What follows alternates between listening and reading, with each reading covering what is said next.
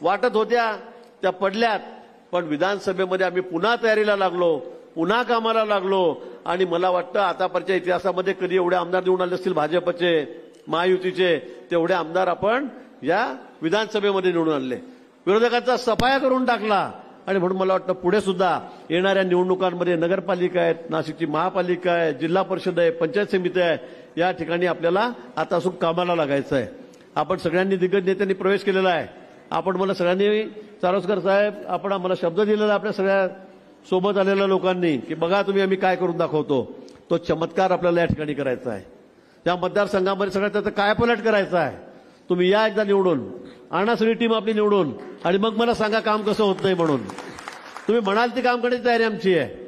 मधला 2.5 वर्षाचा काळ जर आपला वाया गेला नसता, उद्धवजी जर पलटून गेले नसते, फिरून गेले नसते, तर आज ही परिस्थिती बदललेली असती.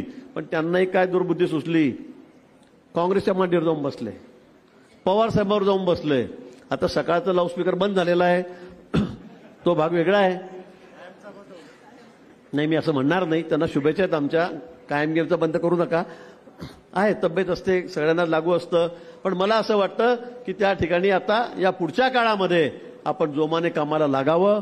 या ठिकाणी पुढच्या सगळ्या निवडणुका एक हाती आपण त्या ठिकाणी ताब्यात घ्यायच्या आहेत, जिंकून आणायच्या आहेत आणि या भागाचा विकास आपल्याला करायचा आहे. उरलेली सगळी कामं आपल्याला या ठिकाणी पूर्ण करायची आहेत.